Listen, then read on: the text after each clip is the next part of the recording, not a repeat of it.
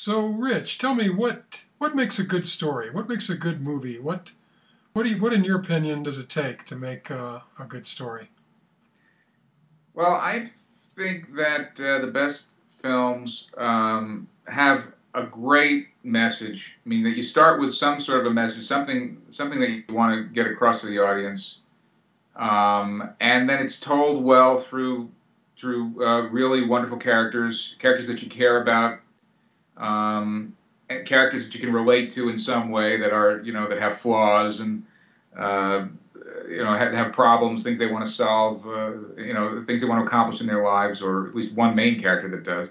Mhm. And I think it's a lot of it has to do with the point of view. I think it comes from the writing and the direction and production. There is a point of view that the filmmakers are trying to. The filmmakers are doing their best to get across throughout the film, and it's not necessarily hitting you over the head, but hitting you over the head with the message. But it's always there. It's always leading towards some point. And I know there's always maybe more than one point to a film. There's subplot. There's a story and B line and thing. We you can get into all the technical stuff, but they're really to me it's like the films that are that have a very that have the most impact are the ones that they really have a certain point of view and a certain message that they're trying to get across. And I think those most to me those are the most successful films and the most fun to watch and and go through all the trials and tribulations of thereof. So. So, how do you think that character, makes story? What what do you think? What do you think makes an interesting cast of characters? Well, I think if you I mean if you think about the characters as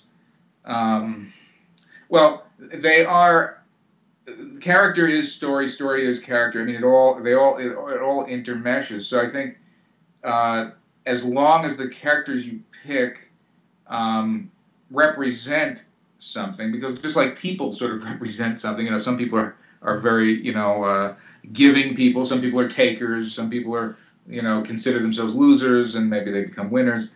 I think it's you look for real real types, real character types, that in real life, and I think that's how you figure out. I mean, whenever you try to figure out how would this character react to someone all of a sudden jumping out on them, or scaring them, and the best thing to do is really examine how do real people react to things. Mm-hmm. And even though in films, things are bigger than life, and things are exaggerated, things are made more spectacular than everyday life. It's still you still I think have to go back and sometimes argue it out with the writer or with people you're working with, the actors, and you work out, okay, what is the most believable way of depicting this situation, this fearful situation or happy situation, whatever the emotions are we're trying to get across. How do we do this in the most natural way so that the audience will buy it, even though it's happening on Mars, or it's happening to some sort of elf, a bunch of elves, or something that's fantasy or unbelievable. Mm-hmm. You have to keep humanizing this stuff, and when it doesn't, I mean, when it works, you know it, and when it doesn't work, boy. Usually you know it. Hopefully you know it. Hopefully you're not being told it works by people that